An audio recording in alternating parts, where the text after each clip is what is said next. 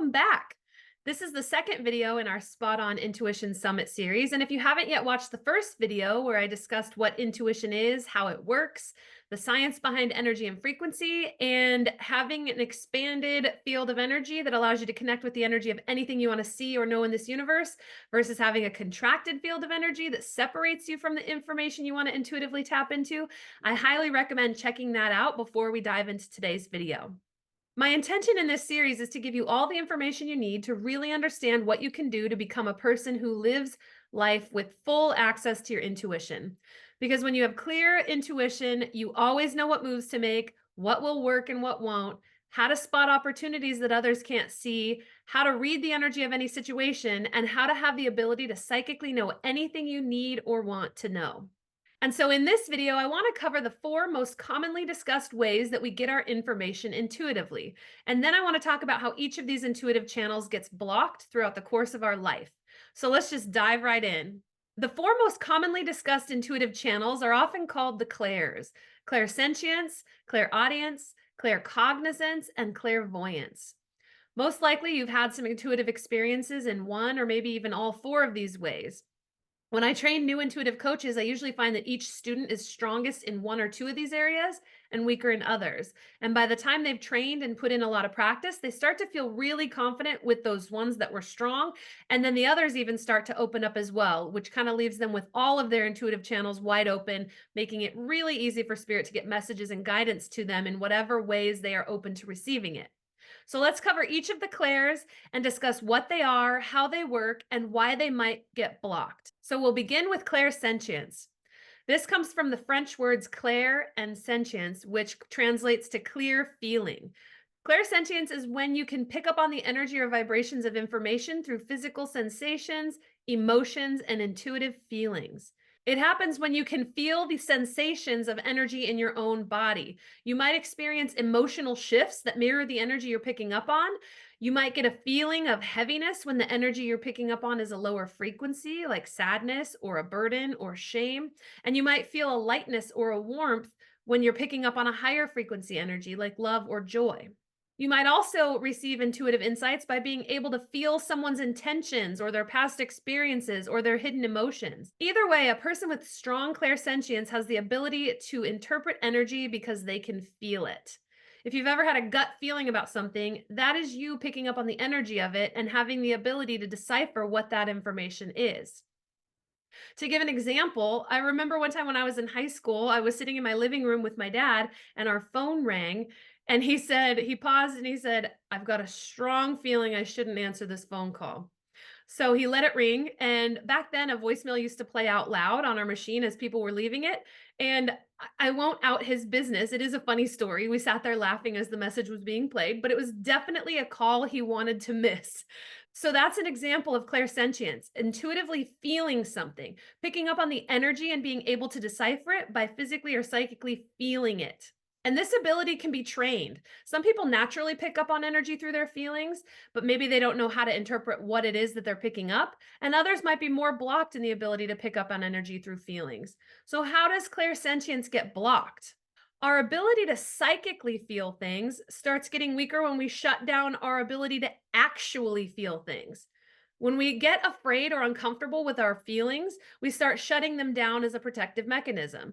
And so when we direct our bodies to stop feeling things in the real world, our body obliges and we end up shutting off our ability to feel things both emotionally and intuitively. So this blockage to psychic feeling, clairsentience, shuts down when we shut down emotionally to avoid our actual emotional pain. And also when we feel things intuitively and we don't want to feel that anymore either, such as when we get those gut feelings or those psychic feelings, but we don't like the psychic messages we're feeling. So we turn them off. I have a client who, as a child, could psychically feel the tension between her parents, even when they were acting like things were fine. So, when I was looking for her intuitive blocks, we found out that she shut down the ability to intuitively feel energy because it was too uncomfortable and scary to feel the information. So, she didn't want to feel it. She shut down her clairsentience. So when I'm working with a client to clear their blocks to clairsentience, we spend a lot of time going through their lifetime and processing through a lot of the emotions they were trying not to feel, both from actual events and from things they were psychically feeling. One of the best things you can start doing now is to begin a practice of feeling everything in your everyday life. I have to keep my psychic channels clear in order to do this work and to read my clients' energy. So almost every single day, I ask myself, is there anything I'm trying not to feel right now? And if the answer is yes, I take myself right into those emotions and I start feeling them until they move through me.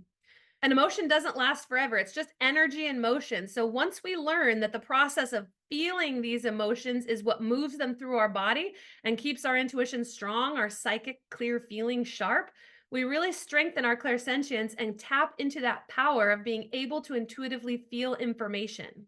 Next, let's discuss clairaudience, which is our ability to intuitively hear information, clear hearing.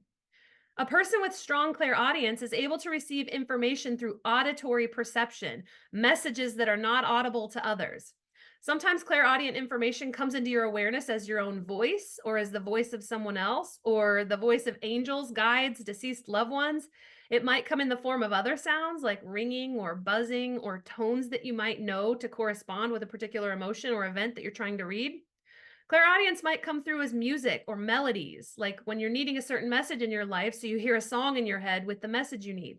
Before we start training our intuition, these clairaudient messages might feel like you're just having thoughts. But after we train our intuition and start following guidance that we hear, it starts to get more clear what information is coming through intuitively versus what is just the brain thinking. I always think of clairaudience as having the ability to hear the whispers of the divine.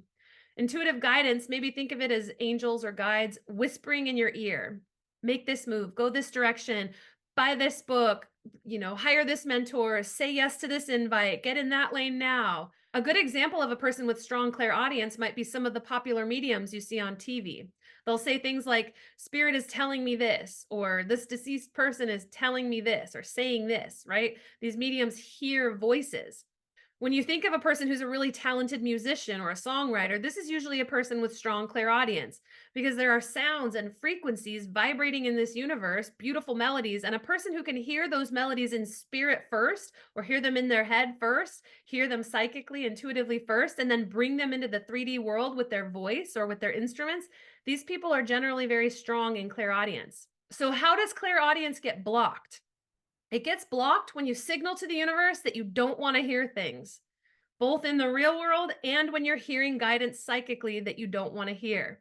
In your lifetime, if you had to hear things you didn't want to hear, whether that's parents arguing a lot, when someone gives you negative feedback often, or gives you reflections about yourself that hurt you, when someone's abusive and it causes fear or shame or other unpleasant emotions, what happens is you unconsciously put energetic earmuffs over your ears. You're unconsciously requesting and directing energy to stand between the unpleasant or scary thing and you. You're unconsciously trying to block out what you're hearing. Again, we do this so we don't have to feel the pain that comes with hearing this. And when we put up those energetic earmuffs, those blockages over our ears, yes, we can block the energy of that stuff we're trying not to hear, but unfortunately, we also block the whispers of the divine from coming in this way. We block ourselves from psychically hearing the messages we might need. And when we block our clairaudience, and then later when spirit is whispering, go there, do that, connect with this person, get in the other lane. When spirit whispers guidance in our ear from then on, we don't hear it because we've unintentionally signaled to the universe, I don't want to hear it. So when I'm working with my clients to clear their blocks to clairaudience, I ask their energy to show me, when did this block show up? What were they trying not to hear? And then in a session where I'm working with such a person, we let them start to hear and listen to whatever it was so that they can face the pain of it and process the pain through instead of suppressing it. And that clears that block to clairaudience. And in addition to clearing those blocks, for people who really want to activate this clair, I spend time with them on learning how to decipher and interpret what it is that they're hearing and helping them to constantly practice receiving information this way. Okay, so let's move on to claircognizance, clear knowing. Claircognizance is the ability to just know something before you have conscious reasoning or actual knowledge about it. You just know. It's like the universe has implanted a knowing in your brain and your being, and you just know the information. The ability to just know things intuitively is one of the most helpful skills you can have because it gives you the ability to make the highest and best decisions for yourself without too much trial and error and costly missteps. So just imagine how much time, money, and stress you'd save if you always just know what moves to make, how to invest, what's going to work and what isn't, where to go, what to do, who to connect with, who you let into your life, when it's time to go big or when it's time to let go. When I'm doing an intuitive reading on a client, claircognizant information just shows up in my brain as a knowing. It's not the same as guessing. I know the information just like I know my name, my birthday, and my height.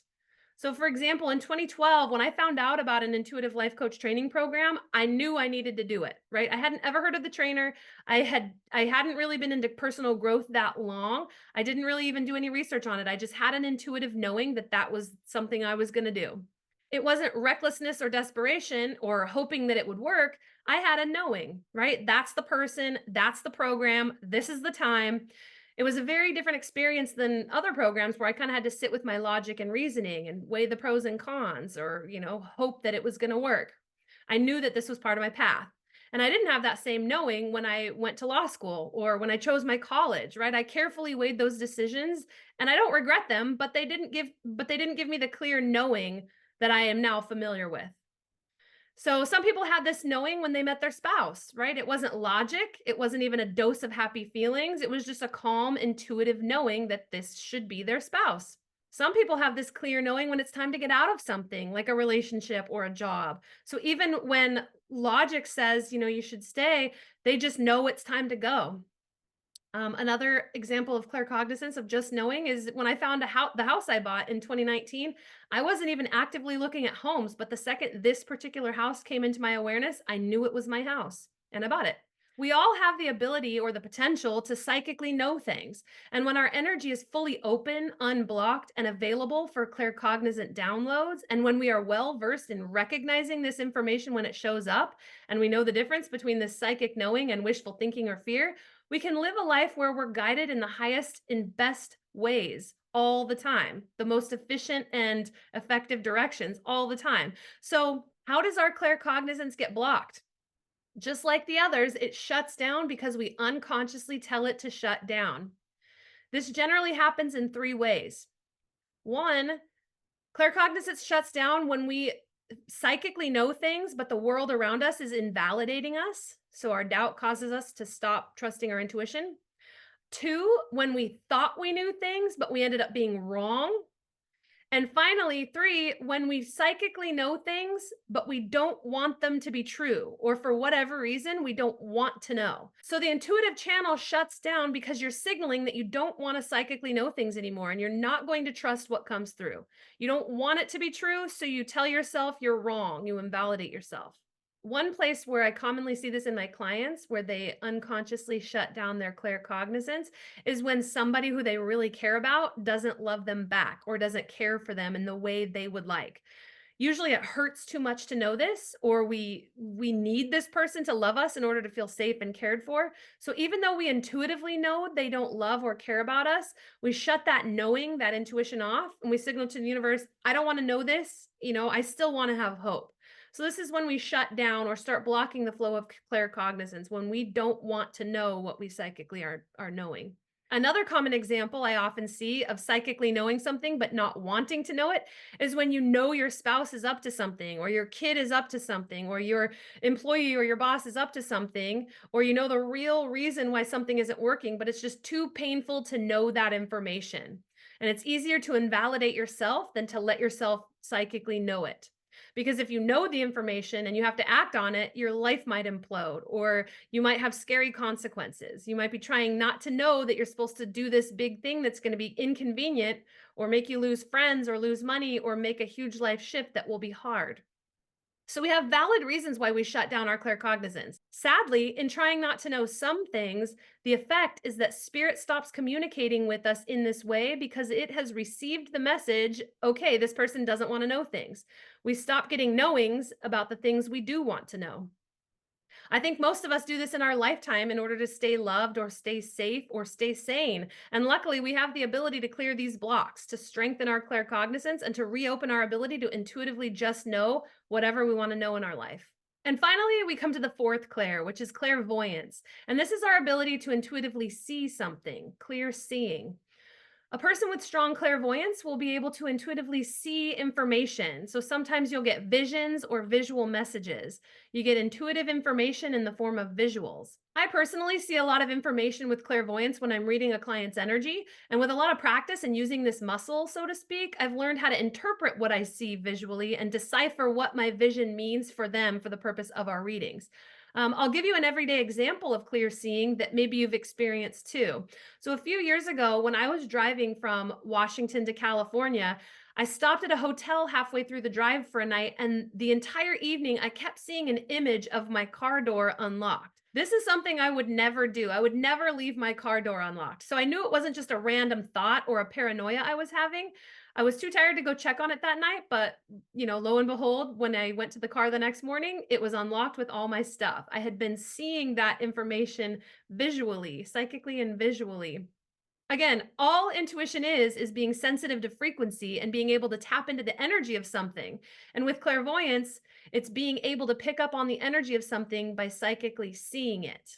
When we start believing and following and acting on our clairvoyance, it starts to strengthen. And with the proper training and practice, I've seen most, if not all, of the students I teach go on to be able to even look at another person's energy and visually pick up on what kinds of blocks they're holding, what's happened throughout their lifetime, what kinds of hesitations or doubts that person is having. And, psychically being able to see, clairvoyantly see anything else they need to know in order to help that person get the healing they're seeking. And again, in addition to building that clairvoyant muscle, we also want to release our blocks. So, how does clairvoyance get blocked? There are a number of ways, and they're similar to the blocks of all the other clairs. The first way that clairvoyance gets blocked is when you psychically see something that scares you or something you don't want to see. So, you put an energetic shield, a block up, directing spirit not to show you things anymore. I have one client who used to get psychic visions of a fire happening and when she was a kid. And when that fire happened in real life soon after, she got afraid of those visions and she didn't want to see them anymore. So she put up blocks. And adults make these decisions to shut down their clairvoyance as well. So I worked with a woman once whose college boyfriend was cheating on her. And even though she didn't have the physical evidence, she could intuitively see visions of what he was up to. And since she didn't want to see these visions, and since she hoped they weren't real, she wrote them off as just being paranoid. And she basically signaled to spirit, don't show this to me. I don't want to see it. I'm not going to believe what you're showing me anymore. So, in trying not to see what she didn't want to see, she stopped being able to see all of the other guidance that she actually wanted. And then blocks to clairvoyance also show up when you have real world experiences of not psychically seeing things, but actually seeing things that you didn't want to see. For example, I have a former client who witnessed a sibling being abused by a caregiver. And since she was so young and couldn't do anything about it, she unconsciously just tried to will herself not to see it. So she unconsciously put blocks up in her third eye, trying not to see what was actually happening, which had the consequence of blocking out the ability to see things psychically as well. Another way clairvoyance shuts down is when we psychically see something, but an authority figure or the majority of people invalidate it. So when you intuitively see something, but everyone around you is saying, no, no, no, you didn't see that. That's not real. That's not happening. So you doubt what you saw and you put the block up telling spirit, hey, don't show me things anymore. People are just making me wrong. And then on the real world side of this, blocks to clairvoyance also show up when you actually saw something real, but the world around you reflected that you didn't really see it. This happens all the time. So a kid sees a parent doing something they shouldn't be doing, and a kid calls them out on it, and the parent says, no, you didn't see that.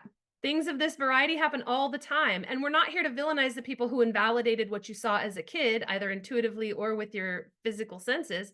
Humans of all ages lie and lie to avoid getting in trouble. So this happens. However, it does have the effect of sowing doubt into us when we see something and it gets invalidated.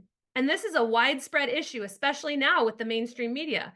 And honestly, this is one of the big reasons why I'm hosting the Intuition Summit and why I really want to get my intuition clearings and trainings out into the world right now. People are going to lie or be mistaken.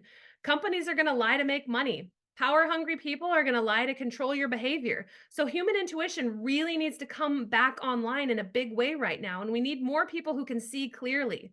Right now, we are seeing things with our very eyes, but the media is twisting it and telling us not to trust those eyes.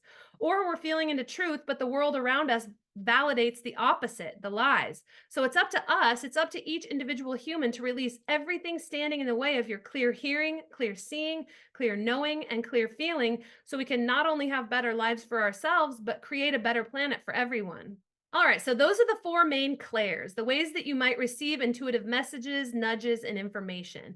And there are other ways that you might get intuitive information. For instance, I've occasionally received information through psychic smell called clairolfactance, which might show up when a loved one who has passed on wants their presence to be known. And spirit helps us identify them by bringing in the smell we associate with them, maybe roses, maybe cigarette smoke that you smell even though there's not a smoker around. There's also clairaugstance, which is clear tasting, which is less common, but as I've said, spirit will communicate with you in whatever way you can best interpret what they're trying to convey. But we covered the four most common clairs, and I described some of the ways that each clair gets blocked. But I also want to share with you three more of the huge blocks that show up with regard to being intuitive in general. One common way that intuitive blocks show up in general is because of the spiritual or religious beliefs we learned as children. Sometimes people are simply taught that it's bad or evil to be intuitive. Other times, we might become confused about Bible verses or distort their actual intentions. For example, I worked with a client years ago to clear her intuitive blocks, and we were led to a Bible verse that said, "Do not lean upon your own understanding." Now, I believe this phrase can be very helpful and very wise when it's understood the way the Bible intended it to be conveyed. But since this individual I was working with ingrained it into her mind at a very young age to mean I should never trust myself, it became an intuitive block. And I could give five or six other examples of how Bible verses or religious teachings impacted the worldview and model of reality for some of my clients who are bumping up against blocks. And it's not necessarily, because of what is written. It's often because of how it's interpreted, whether by us or by the client or by the people who were teaching them. I do want to note that I am not at all against religion. For me, the more intuitive I become, the more I clear everything out in my energy that isn't me, the closer I vibrate in harmony with God, the universe, source energy, and I can feel the connection and oneness with that pure consciousness. But since I'm here to talk about blocks, I'm simply noting that some of the old school, more controlling ways that God was interpreted to people in the past, they can sometimes make blocks show up. Another big way that we block ourselves from receiving psychic information is because we have some heavy expectations about what we think these psychic abilities should look like. I remember when I first started doing this work, I heard other healers saying, I'm seeing this, I'm seeing that. And I was expecting to psychically see like little cartoon images appearing in my real life. Like I thought that's what it was supposed to look like. I thought that's what clairvoyant images were. Like if I was reading a client, I thought that if they had a dad issue, then I was supposed to be seeing a literal image of their dad show up. What I didn't realize at the time was that spirit shows us things psychically in the ways that we can best understand it. For example, when I was still training my intuition and practicing with it, and I would be working with a client, sometimes a scene of my dad would show up in my head randomly. And let's say, for instance, he was looking away. My untrained brain thought I was just daydreaming while I was talking to my client.